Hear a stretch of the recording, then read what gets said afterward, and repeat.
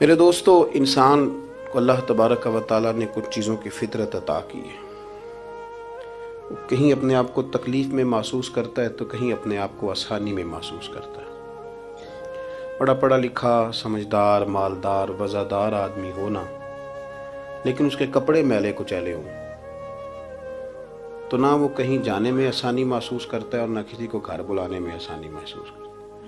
एक मुफ्त का बोझ उसकी तबीयत पे होता है कि मेरे कपड़े ठीक नहीं, मुफ्त का बोझ। लेकिन बंदा बिल्कुल अनपढ़ हो, सादा हो, घर टूटा हुआ हो, लेकिन उसके कपड़े ठीक हों, उठना बैठना, अभी नहा के आया हो, इस्त्री वाले कपड़े पहने हो, तो कहीं बैठते हुए जरा हिचकिचाहट नहीं महसूस करता। आप खुद जब अपने वो कपड़े उतार लेते हैं ना, इनको मिट्टी लगी हुई थी, कहीं गर्द लग गई थी, तो खुद भी अपने आप को आसानी में महसूस करते हैं। वरना ना वो सारी महफिल में सबसे ज़्यादा तवज्जो इसी बात पे रहती है कि मेरा बटन टूटा हुआ है, और वो जीने ही नहीं देता कि बटन जो टूट गया है। तो बार बार बंदे का ख्याल होता है कि किधर तक न लाया कोई।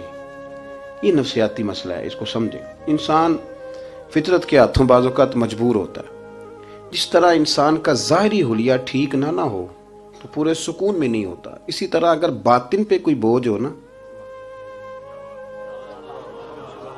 ये तकब्बुर वाला बंदा कभी सुकून में नहीं रहता। ये उजब वाला, खुद पसंदी वाला बंदा कभी सुकून में नहीं रहता। बीमारी लग जाती है ना मेरी तरह के कुछ लोगों को। बुजुर्गों की बात नहीं करता कि हमें स्टेज पे होना चाहिए, मैं चौधरी साहब हूँ, मैं मालदार हूँ, मैं इलाके का बड़ा हूँ, मैं दरवेश हूँ, मैं सूफ़ी हूँ। आप यकीन करें कि उनको पीछे बैठ के महफिल सुनने का मज़ा ही नहीं आता। वो सारी महफिल में यही सोच रहे होते हैं कि कभी कोई आगे साध ले ना। ये बीमारी है, ये सुकून नहीं लेने देती। ये एक मसला है। खुद पसंदी, हसद, उजब, किबर, ये मसाइल हैं। आप जो मर्जी कर लें, ये आपको सुकून नहीं लेने देंगे। किसी बंदे का ये ज़हन बन जाए ना कि मैं जाना जाऊँ, मैं पहचाना जाऊँ, तो आप यकीन करें कि वो मिन्नतें करता है कि यार कोई मेहरबानी करो, मेरा भी जिक्र करो कहीं। शेख सादी रहमतुल्लाह अलैह फरमाया करते थे कि लकड़ी को घिन इतनी तेजी से नहीं खाती जितनी बड़े लोगों को खुशामद तेजी से खा जाता है।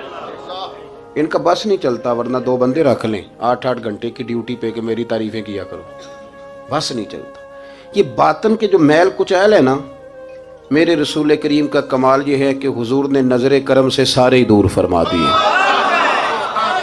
और महबूब के अपनों ने जब नबी पाक से दलील मांगी ना कि आप अल्लाह के नबी हैं, तो उसकी दलील क्या है, अपनों ने दलील मांगी। कुरैश ने, अपनों को मनवाना जरा मुश्किल होता है ना भाई। अल्लाह का कानून है, उसने चिराग के बिल्कुल नीचे अंधेरा बना दिया है, उसका कानून है, क्या किया जाए, नहीं मानते। अपनों को मनवाना, करीबियों को। उन्होंने जब, मेरे एक दोस्त ने मुझसे कहा कि एक नहीं समझ आई कि जब कोहे सवा पे हुजूर ने कहा था कि मैं अगर तुम्हें कहूँ कि इस तरफ दुश्मन खड़ा है, तो सारे कह रहे थे हम आपकी बात मानेंगे। तो मैंने कहा वो सरकार को मानने की बात थी। यहाँ भी बहुत सारे लोग हैं, वो कहते हैं हजरत साहब आपकी इज्जत बड़ी करते हैं, पर चुप कर जाए, सियासत का नाम ना लेना। मेरी बात की समझ आ रही?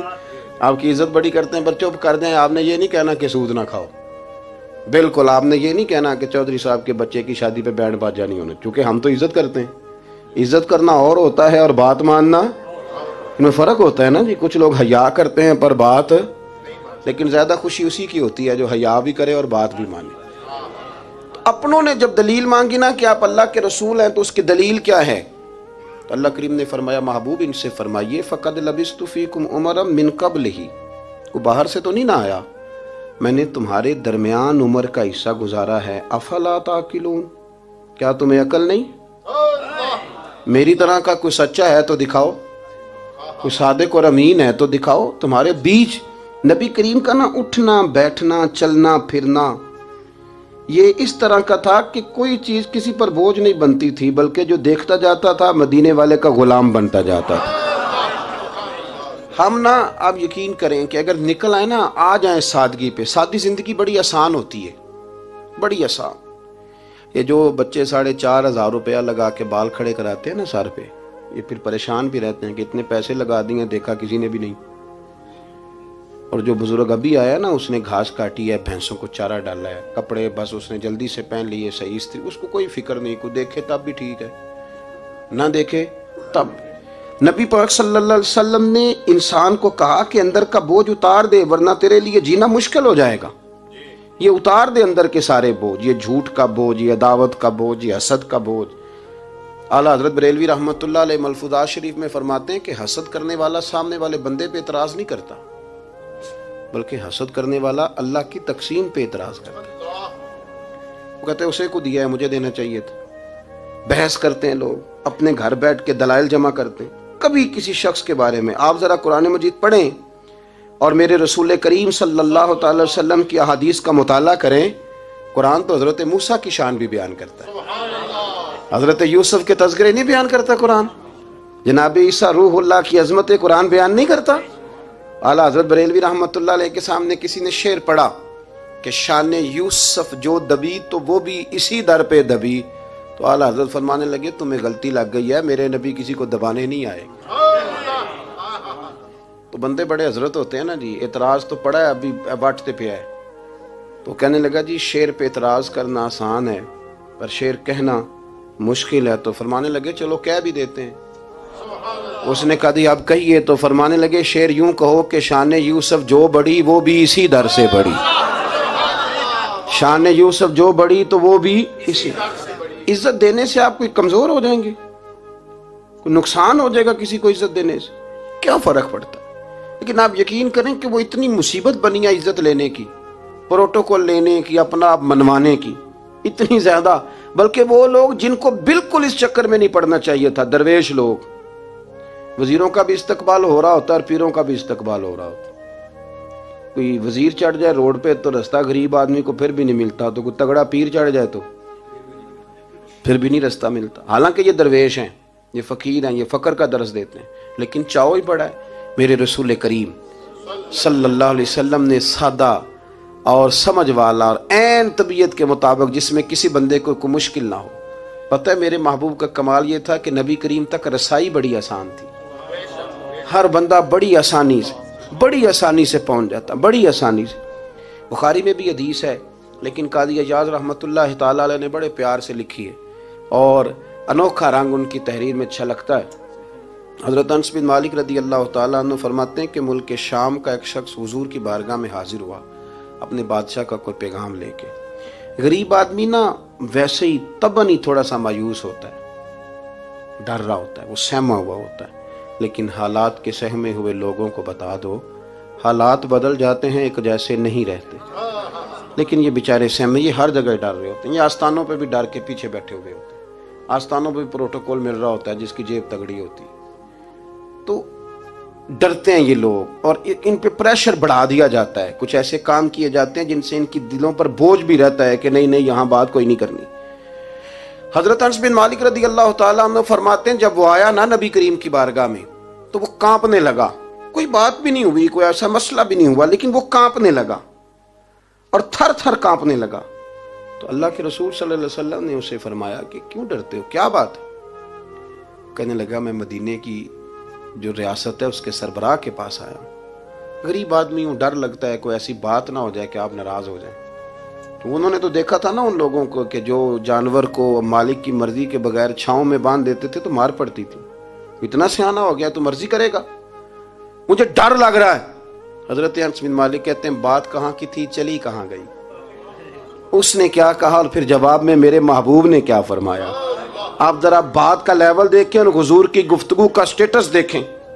ये वो लोग, ये वो तरबियत है जो लोगों के दिलों और रूहों तक उतरती है। मेरे नबी करीम सल्लल्लाहु ताला अलैहि वसल्लम ने बात सुनी तो हुजूर रो पड़े और इतना रोए कि घुटनों के बल जमीन पर बैठ गए। जनाब अनस बिन मालिक फरमाते हैं हुजूर फरमाने लगे ना भाई तू किसी बादशाह के पास नहीं आया, ना तू किसी हुक्मरान के पास नहीं आया, तू तो उस बेटे के पास आया है जिसकी माँ गोश्त के खुश्क टुकड़े खा के भी रात गुजार लिया करती। मेरी माँ तो गोश्त के खुश्क टुकड़े खा के रात गुजार लेती थी, ना तो किसी। हजरत अनस बिन मालिक कहते हैं उसने बात सुनी तो वो भी रो पड़ा और मैंने सुनी तो मैं भी रो पड़ा। दोस्तों रसूल करीम देखे ना हम लोगों ने किस तरह का लेवल बनाया हुआ है। अभी तक वो जो दौलत का रट्टा है थोड़ा बहुत वो अभी तक चलता है। अभी तक खानदान के अंदर कोई बंदा अमीर हो जाए तो चौधरी भी वही होता है, सियाना भी, मेरा तो ख्याल है पीर भी वही होता है। शर्त यह है कि उसके पास पैसे होने चाहिए। वही शेख होता है, सारा कुछ वही होता है। नबी पाक सल्लल्लाहु अलैहि वसल्लम ने हमें कहा कि ये तुम्हारे अंदर के बोझ हैं। माहा काफी सदरिक, गुनाह जो होता है ये खटकता है सीने में, ये बंदे को परेशान करता है, बंदा तकलीफ में होता है, किसी को पता ना चल जाए। हम लोगों ने आहिस्ता आहिस्ता करके ना एहसासात की दुनिया छोड़ दी है। हमारा मिजाज नहीं, छोटी छोटी बातें होती हैं लेकिन हम तवज्जो नहीं ना करते, तवज्जो नहीं करते। कोई इतना मुश्किल बात नहीं कि रात को बेटा फल लेके आया तो अपनी बीवी के कमरे में चला गया। लोग उसकी मां को और उसके बाप को ये बात आसानी से कह देते हैं कि आप हौसला करें, दफा करें, जो कर रहा है करने दें। लेकिन जिस बंदे की कुल कमाई उसका पुत्र हो और भरी जवानी में जिसने कहा हो बीवी से कि चल मैं पुराने कपड़ों पे ईद गुजार लूंगा, तो नए कपड़े बच्चों के ले आ, जिसने 30 साल सऊदी अरब में, दुबई में, मस्कत में, परदेश में गुजारे हों पर वहां कंबल भी ना बदला हो कि चलो बच्चे मेरे पढ़ जाएं, उसकी कुल कमाई बाग तेरे दी कर कर राखी, सारी उम्र गुजारी, तो जदों ये बाग पकन ते आया ले गए और व्यापारी, तो वो फिर जाके तो 6 किलो रख के प्लेट में अपनी बीवी से कहता है जाबा जी को दे आ। ये कहना आसान है बाप को कि तू सब्र कर, हौसला कर, पर वो बाप जब पीछे पलट के देखता है तो कहता है दुनिया ने तो तुझे तोहफा दिया होगा, मैंने तो जवानी तुझे दे दी, खुशियां सारी तेरे नाम कर दी और तू मेरे साथ ये सलूक करने चला। ऐसा साथ नहीं, उसको पता ही नहीं। रोज दोस्त को टेलीफोन करता है कि आज बाहर से खाना खाएं, कभी अब्बा जी को भी करना कि अब्बा जी आज मेरे बगैर रोटी ना खाना, मैं आऊंगा तो मिल के खाएंगे। कभी कह अम्मा को कि अम्मा मुझे बड़े बड़े रेस्टोरेंट में वो मज़ा नहीं आया कि तेरे हाथ के चावलों की रोटी में मज़ा आया, आज पका ना। मुझे लगता है अम्मा को राशा भी हो ना, राशा भी हो तो फिर भी वो तेरे लिए मेहनत करेगी, लेकिन एहसास ज़रूरी है ना, वो हम पैदा नहीं करते, वो हमारी तवज्जो नहीं जाती। साहिब तबकात कहते हैं नबी करीम सल्लल्लाहु ताला अलैहि वसल्लम ने ना जब सहाबाए कराम आए थे मक्का मुकरमा से मदीना तैयबा, तो आपने सुन रखा है कि अंसारे मदीना ने अपनी जायदादें भी तकसीम करके आधी आधी मुहाजिरीन को दे दी थी। तो उनमें एक हज़रत उम्मे ऐमन भी थी, नबी करीम की रज़ाई वालदा हैं। कि हज़रत अब्दुल्ला रदी अल्लाह ताला अन्हु जो सरकार के वालिद गिरामी, उनकी आज़ाद करदा लौंडी हज़रत सैयदा तैयबा ताहिरा जनाब आमना रदी अल्लाह ताला अन्हा की भी बड़ी खिदमत की इन्होंने। इनको भी एक बाग मिला हुआ था। जब वो खैबर के इलाके फ़तह हो गए, यहूदियों से बहुत सारे इलाके ले लिए, तो अल्लाह के रसूल सल्लल्लाहु अलैहि वसल्लम ने फरमाया अब इस तरह करो कि ये जो तुमने जायदादें ली हुई हैं ना अंसार से, ये वापस कर दो और तुम्हें इसमें से दे देते हैं। और हुजूर अलैहिस्सलाम ने अंसार मदीना से भी कहा कि मैं उनको ये जायदादें दे के और तुम्हारी वापस कराने लगा हूँ। तो अंसार ने तो वहाँ भी बड़ा अनोखा जवाब दिया, कहा या रसूलल्लाह हमारी वाले भी रहने दे और वो वाले भी उनको दे दें। वयुक्सिरूना अला अनफुसिहिम वलौ काना बिहिम खसासा, ये भी उनको उनके पास रहने दे। महबूब ने फरमाया नहीं, मेरा फैसला यही है। हजरत उम्मे ऐमन रदी अल्लाह ताला अन्हा के हिस्से में एक बाग आया हुआ था, तो महबूब करीम सैयद आलम सल्लल्लाहु अलैहि वसल्लम ने कहा अम्मा जी आपको कोई और बाग दे देते हैं, ये वाला बाग वापस कर दें। सीधी सादी बीबी थी, नाज था कि मैंने हुजूर की खिदमत की है बचपन में, नाज था। कहने लगी मैं तो नहीं वापस करती, ये नाज है, वरना हुजूर को कोई इनकार कर सकता, मैं तो नहीं वापस करती। हजरत आयशा सिद्दीक़ा रज़ी अल्लाह ताला अन्हा फरमाने लगी अम्मा जी ये आप क्या कह रही हैं? हुजूर फरमाने लगे आयशा आप खामोश हो जाए, ये बुढ़ापा है, उसके एहसासात हैं, उसके जज्बात हैं। आप यकीन करें कई दफ़ा बूढ़े बेचारे ना दर्द से बात नहीं बताते किसी को, वो कहते हैं क्या करें, कपड़ा उठाएं ताकि पेट नंगा हो जाए, कैसे बात करें। नबी करीम सैयद आलम अलैहिस्सलाम अम्मा जी के करीब गए, कहा अम्मा जी मेरे साथ चलो, एक दफ़ा बाग देख तो लो। हुजूर साथ लेके गए, एक बाग दिखाया तो कहने लगी नहीं नहीं मैंने नहीं लेना, ये मुझे मेरे वाला ठीक है। हुजूर ने फिर दूसरा दिखाया, कहने लगे ये भी नहीं मुझे पसंद। महबूब ने तीसरा दिखाया तो कहने लगी ये तो मेरे वाले बाग से भी प्यारा है, ये मैं ले लूंगी। जब वो मुस्कुराई तो हजरत आयशा कहती है मैंने हुजूर की आंखों में आंसू देखे, फरमाया अल्हम्दुलिल्लाह इसका दिल ना राजी हो गया है। ये तरीका है मेरे अजीज, थोड़े एहसासात तो पैदा करें, थोड़े अपने जज्बात। कितनी खुदगर्जी वाली जिंदगी है कि मुझे सिर्फ मेरा ही ख्याल है, और जो जहां बैठा है ना, पता है हम परेशान ज्यादा क्यों हैं। मैं मौलवी हूं तो मैं सारा दिन यही तकरीरें करता हूं, लोग मौलवियों की इज्जत नहीं करते, लोग मौलवियों की इज्जत नहीं करते। तो मैं कहता हूं छोड़ें ये रट्टा, इज्जत मांगने की क्या जरूरत है, अब मिन्नत मांग के इज्जत करानी है, छोड़ें, कोई जरूरी है। मैं इस तरह करता हूं कि मैं इज्जत करनी शुरू कर देता हूं, मैं करता हूं ना 15-20 उलमा की इज्जत, चलो हम आपस में शुरू कर लेते हैं, तो खुद ब खुद बाकी भी मसला ठीक हो जाए। बूढ़े लोग हर वक्त शिकायत करते हैं इज्जत नहीं की जाती, इज्जत क्यों आप भीख मांगते हैं, क्या जरूरत। प्यार देना शुरू करें, रोज बरोज मुतालबा करना कि मेरी खिदमत करो, मेरे पीछे चलो, इससे तो दिक्कत पैदा होती, इंसान तकलीफ में रहता है। मेरे रसूल करीम अलैहिस्सलाम ख्याल रखते, छोटे छोटे बच्चों के जज्बात का भी ख्याल करते, बूढ़ों के जज्बात का भी ख्याल करते।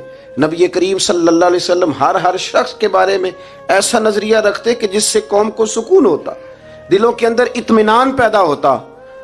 हजरत आयशा सिद्दीका रदी अल्लाह ताला अन्हा फरमाते हैं, एक दिन घर में तशरीफ फरमाते और तबीयत मुबारक में ना बड़ी, मैं देख रही थी कि बड़ा हशाश बशाश है सरकार का मिजाज, बड़ी खूबसूरती। आज गमे उम्मत में हुजूर उस तरह परेशान नहीं जैसे अक्सर होते हैं। आप फरमाती हैं बातें चल रही थी तो बैठे बैठे हुजूर फरमाने लगे कि आयशा मैं तुम्हें बताऊं तुम मुझसे राजी कब होती हो और नाराज कब होती हो। कहते मैंने अर्ज की या रसूलल्लाह मैं और आपसे नाराज। फरमाया चल सुन तो लेना, सुन तो लेना, जरा बात सुनना, जरा सुन तो ले, सुनना। अर्ज की या रसूलल्लाह हुक्म फरमाए। फरमाया तुम कभी कभी कसम उठाती हो, जरा एहसास की शिद्दत देखी, लफ्जों और जुमलों का ख्याल रखना, सामने वाले का उसे आसानी देना। नबी करीम सल्लल्लाहु, देखे ना, मैं नहीं परवाह करता जी, अब बीबियों की बातें कौन सुने, मैं नहीं परवाह करता जी फलाना तो अनपढ़ है, लेकिन जो हमें हुजूर ने ज़ौक दिया जीने का, जो तसल्ली दी हमें जिंदा रहने के लिए, जो हमें कहा कि ये चीज तुम्हें जवान करेगी, ठंडा रखेगी। नबी करीम सल्लल्लाहु ताला अलैहि वसल्लम फरमाने लगे आयशा तुम ना कभी कभी कसम उठाती हो। कहा या रसूलल्लाह उठाती हूँ। फरमाया जब तुम थोड़ा बहुत नाराज होती हो ना कि किसी और ज़ौजा के पास वक्त ज्यादा गुजर गया है, तो फिर तुम पता किस तरह कसम उठाती हो, तुम कहती हो मुझे इब्राहीम अलैहिस्सलाम के रब की कसम, और जब तुम राजी होती हो तो कहती हो मुझे मोहम्मद मुस्तफ़ा के रब की कसम। और मैं मुझे पता है। जनाब आयशा कहती है मैं रो पड़ी, मैंने कहा महबूबा बात बिल्कुल इसी तरह ही है, लेकिन कुर्बान जाऊं यहां तक ख्याल रखते हैं आप हुजूर, यहां तक एहसास आता है, यहां तक। फरमाया मुझे पता होता है कब तुम्हारा जज्बा क्या है और कब तुम्हारा रंग क्या है। दोस्तों ये चीजें जब निकल जाती हैं ना मिजाज से, फिर आसानी हो जाती है। लेकिन वो हमारा अपने आप को पसंद करना, अपनी तबीयत पे नाज करना, अपने आप को देखते रहना और अपनी तामीर में इतना गरक होना कि बाकी सारी खूबसूरतियों से भूल ही जाना, सरफ नज़र ही कर लेना। थोड़ा थोड़ा प्यार बांटें। इतना ऊपर खड़े होकर नीचे देखोगे तो हर चीज़ छोटी नजर आएगी। कभी कभी नीचे खड़े होकर भी ऊपर देखें, इंशाल्लाह बड़े बड़े कद वाले लोग दुनिया में मिलेंगे, बड़े बड़े कद वाले। बहुत सारे लोग मुझे कहते हैं जी कामिल पीर नहीं मिलता। मैं क्या नहीं मिलता, पैसे बंदे की जेब ढेर सारे हों तो फिर कामिल पीर किमें मिले। और 2 MA वो कर जाए, चाहे सैपलियों में ही पास कर जाए, फिर कामिल पीर कैसे मिले। वो हो चौधरी साहब और उसको पीर मिल जाए। इन 3 बंदों को पीर मिलता, उसके लिए तो थोड़ा नीचे उतरना पड़ता है ना जी। पहले जो बर्तन भरा हुआ हो तो उसमें पीर साहब क्या डालेंगे, कोई खाली होगी तो शय अंदर आएगी ना। अपनी जिंदगी में थोड़ा सा लेवल। हजरत ख्वाजा शमसुल आरिफीन सियालवी रहमतुल्लाह अलैह, ख्वाजा साहब गुजर रहे थे तो एक बच्चा ना, हमारे देहातों के बच्चे जो होते हैं ना, वो उनका अपना स्टाइल होता है और वो बड़े मस्त लोग होते हैं। असल मज़ा वही बच्चे उठाते हैं जो देहातों के, वो जो ज़िंदगी गुजारते हैं बड़ी शानदार होती है। मैं आपको तजर्बे की रोशनी में कह रहा हूँ, मैंने देहात भी खोल के देखे और शहर भी सारे देखे, इल्ला माशाअल्लाह ढेर सारे शहर मैंने देखे। और मैंने उसमें देखा है कि ज़्यादा सुखी यही बच्चे रहते हैं जो मिट्टी में भी कभी कभी दौड़ते हैं, हाँ, जो सुन लेते हैं थोड़ी बहुत। आप यकीन करें कि सारे गाँव के बूढ़े ही दादा होते थे और सारे ही चाचे होते थे और सारे ही, अब तो रट्टा बन गया, अब तो मसला ख़राब हो गया, अजीब सी उलझन लोगों ने पैदा कर दी। ख्वाजा साहब रहमतुल्लाह अलैह गुजर रहे थे तो एक बच्चा बेरी को रोड़े मार रहा था, तो रोड़े सारे जमा कर दिए और मारता जा रहा है, मारता जा रहा है। और ये बच्चे गाँव के जब ये फायरिंग करते हैं ना बेरी पे, तो ये रोड़े पहले जमा कर लेते हैं ताकि फिर बेदरेग बगैर रुकने के अपना काम करते रहें। तो मार रहा था तो हजरत शमसुल आरिफीन रहमतुल्लाह ताला अलैह आप भी गुजरे, मुरीदीन साथ थे, तो 1-2 रोड़ा ना हजरत को भी लग गया। तो फरमाने लगा पुत्र जरा ख्याल करना, मैं बूढ़ा आदमी हूँ, इस उम्र में तो जख्म भी ठीक नहीं होते। उसने बच्चे ने पलट के देखा तो वो तो जानता था ना कि चाय से केतली ज्यादा गर्म होती है, मुरीद मारेंगे। उसने दौड़ लगा दी, भागा और सरपट दौड़ा। और जब वो तेजी के साथ दौड़ा ना, तेजी के साथ, अल्लाह अकबर, तो ख्वाजा साहब ने भी मुरीदों से कहा इसको पकड़ के लाओ। पकड़ के लाए तो ख्वाजा साहब फरमाने लगे दौड़ते क्यों? कहने लगा जी दो हरफी बात है, आप मारेंगे आपके मुरीद मारेंगे, रोड़ा जो लग गया। क्या अंदाज है बुजुर्गों का, प्यार बांटने का। ये चीज़ें इंसान को बड़ा मीठा रखती हैं। आप यकीन करें प्रोटोकॉल से निकल आए आप सौखे हो जाएंगे, आसान जिंदगी।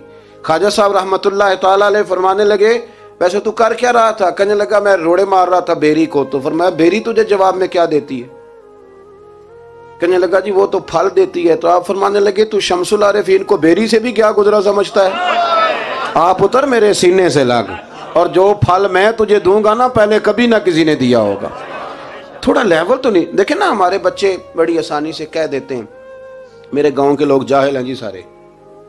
तो मैं कहता हूं जाहिल को जाहिल कह के जान छुड़ाना तो आसान काम है, ये तो आसान काम है, पर जाहिल को पकड़ के आलिम बना देना ये मदीने वाले रसूल का तरीका है। वो जहाज़ में जो लोग ज़्यादा ट्रैवल करते हैं वो इस बात को ज़रा आसानी से समझेंगे कि जो हमारे देहातों से लोग जाते हैं ना उम्रा करने, अक्सर गरीब लोग होते हैं, कई तो बेचारे कमेटियाँ डाल के जाते हैं। तो वो जब चढ़ते हैं ना जहाज़ पे तो बच्चा पढ़ा लिखा बैठा हो तो बाबा जी को नहीं पता होता तो वो सीट नंबर कैसे देखना है, तो बैठ जाते हैं जहाँ जगह मिले, समझते हैं बस ही हैं। तो बच्चे तनकीद कर रहे हैं जी साढ़े पिंड के बंदे नहीं सियाने हो सकते, देखो इन्होंने बस ही समझा हुआ है, और हंसते हैं फबतियाँ कसते हैं मजाक उड़ाते हैं। तो मैं कहता हूँ यार तू अगर पढ़ा लिखा होता ना तो तू दरवाजे पे जाके बाबा जी का हाथ थामता, फिर तो सीट नंबर दे के उन्हें बिठाता, हाथों पे सीट बेल्ट बांधता, फिर पानी की बोतल देता और फिर कहता हुजूर बुजुर्गों मैं फलानी जगह बैठा हूँ, मेरी ज़रूरत पड़ी तो दोबारा भी आवाज़ दे लेना। पढ़े ना बुखारी मुस्लिम। हज़रत अनस बिन मालिक रज़ी अल्लाह तआला अन्हु फरमाते नजरानी चादर हुजूर ने ओढ़ी हुई थी और नबी करीम सल्लल्लाहु अलैहि वसल्लम जा रहे हैं, जनाब फारूक आजम भी साथ हैं। तो कहते हैं पीछे से एक शख्स ने ना हुजूर की वो चद्दर, उसमें सुर्ख धारीदार तारे थी, तो पकड़ के ना उसने चद्दर हुजूर की खींची, तो वो जो चादर थी वो हुजूर के गले में फिर गई। फरमाते मैं वो तकलीफ महसूस कर रहा था तो वो खींच के ना चादर, तो कहने लगा मैं कुछ मांगने आया हूं। तो दरवाजा जोर से खटखटाए उसे भीख देते हो? कहते दौड़ जा, दरवाजा तोड़ेगा। लेकिन हदीस के लफ्ज़ हैं फल्तफ़त इलैहि फदाहिक। हज़रत अनस बिन मालिक कहते हैं जब मुस्तफ़ा करीम ने उसकी तरफ देखा तो हुजूर ने मुस्कुराना शुरू कर दिया। यहाँ मुस्कुराना कमाल है। आला हज़रत बरेलवी कहते हैं जिसके गुच्छे से लच्छे जड़े नूर के उन सितारों की नुज़हत पे लाखों सलाम, और जिसकी तस्की से रोते हुए हंस पड़े उस तबस्सुम की आदत पे लाखों सलाम। हुजूर ने तवज्जो की तो मुस्कुराए।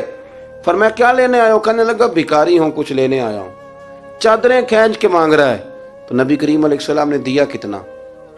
मेरे करीम से गर कतरा किसी ने मांगा दरिया बहा दिए हैं, दुर बे बहा दिए हैं। नबी करीम ने फरमाया ये दो पहाड़ियों के दरमियान जितनी बकरियां खड़ी हैं सारी इसे दे दो। दो पहाड़ियों के दरमियान जितनी बकरियां खड़ी हैं सारी इसे। वो आया था तो उसे अदब अदाब भी नहीं आते थे, मांगने का तरीका भी नहीं आता था, लेकिन गांव गया तो जाके दीन का मुबल्लिग बन गया। क्या तबलीग करता है? कहता हो लोगों गुर्बतों से परेशान लोगों आओ मेरे साथ, मैं तुम्हें मदीने ले चलूं। मेरे रसूल इतना देते हैं कि गुर्बत का डर भी निकल जाता है। जब तबीयत के अंदर इंसान के एक मिजाज बन जाए ना, आप यकीन करें ये बड़े ठंडे लोग, मस्त लोग, परवाह कोई नहीं। वरना बहुत सारे ऐसे लोग हैं बेचारे जिंदगी में जो दूसरों को सीधा करते करते ना खुद बड़े टेढ़े हो गए, हालात ख़राब हो गए। इमाम अहमद बिन हंबल वो रवायत लाए हैं, जब एक शख्स ने आकर हज़रत उमर से कहा था मैं तकरीर करना चाहता हूँ, तो फरमाया तू ना करना। उसने कहा हुजूर मैं पढ़ा लिखा हूँ, क्यों ना करूँ? फरमाया जब तू मिंबर पे बैठ के वाज करेगा तो बहुत सारे लोगों को गुनहगार भी तो समझेगा ना, तो तेरा अपना क्या बनेगा? ये भी तो बता ना, या फिर तेरे अंदर के लेवल का क्या बनेगा? अपने आप को ना इन कबाहतों से, अगर आपके कपड़े ठीक नहीं, आप सुकून में नहीं है, तो आपके अंदर मैल हो तकब्बुर की, हसद की, गीबत की, चुगली की, और सबसे बड़ी बदगुमानी की, बुरा सोचने की, फिर आप कहें कि मैं सुकून से। आप यकीन करें हमारा कोई मुखलिस दोस्त इसलिए नहीं होता कि हम किसी को मुखलिस समझते ही नहीं। हमारे ज़माने में सच्चा इसलिए कोई नहीं कि हम किसी को सच्चा समझते नहीं। हमें बुजुर्ग इसलिए नहीं मिलते कि हम किसी को बुजुर्ग, नाराज ना होना, मेरी बात पे गौर करना। हमारे यहाँ इसलिए कोई हमारा हमदर्द नहीं कि हम किसी को हमदर्द, हमारे बंदे को तो दुकानदार कह रहे हैं, हर बंदे को तो झूठा कह रहे हैं, हर बंदे को तो धोखेबाज कह रहे हैं, हर शख्स तो हमारी नजर में जाहिल है। हर आलिम तो माअज़ल्लाह हमारी नज़र में बेअमल है। तो जब इस कदर ज़्यादा हमारा ज़हन बुरा हो जाएगा, या अय्युहल्लज़ीना आमनू इज्तनिबू कसीरम मिनज़्ज़न्नि इन्न बअदज़्ज़न्नि इस्म, इतना बुरा सोचेंगे तो फिर तो हुजूर ने फरमाया नहीं कि अल्लाह तुम्हारे गुमान के करीब है। इस तरह का गुमान करते हो रब भी वैसा ही बन जाता है। तो अपनी सोचों को सुथरा करें, अपनी तबीयत में नरमी लाएं। आप अच्छे बंदे ढूंढने मिलेंगे तो रब आपको ढेरों बंदे अता करेगा। अपने आप को कमजोर ना करें, कभी छोटा ना करें, छोड़ें। अपनी निजी मजलिसें भी पाक करें, साफ सुथरी करें और खूबसूरत करें, और अपनी जो खलवतें जलवतें उनमें मेहनत करें। अपने से दूसरों को अफजल जानना सीखें, लोगों का इकराम करना सीखें, आदाब सीखें और लोगों के बारे में अच्छी गुफ्तगू करनी सीखें। आप यकीन करें, ये काम आप किसी के लिए करके देखें, अल्लाह आपको सुकून अता करेगा। आला हज़रत बरेलवी रहमतुल्लाह अलैह से किसी ने कहा था, हज़रत जी मेरा दिल बड़ा बेसुकून रहता है, तो कोई वजीफ़ा दें। तो उसका ख्याल था कुछ पढ़ने को बताएंगे। तो फाज़िल बरेलवी रहमतुल्लाह अलैह फरमाने लगे, इस तरह कर, किसी बंदे के साथ नेकी कर, पर उसे पता ना हो मेरे साथ कौन कर रहा है, उसे खबर है। फरमाया इस तरह की नेकी कर, फिर रब तेरे दिल को करार अता करेगा। वो जो दिखा के मस्जिद में पैसे दिए जाते हैं वो नाम तो हो जाता है पर सुकून ले जाता है वो, लेकिन जो छुपा के नेकी होती है वो ज़रा मज़ा कर जाती है। उठ फरीदा सुत्या, झाड़ू दे मसीत, तू सुते ते रब जागदा, तेरी डाडे नाल प्रीत। उठ फरीदा सुत्या ते खलकत वेखन जा, मते कोई मिल जाई बख्शिया ते तू भी बख्शिया जा।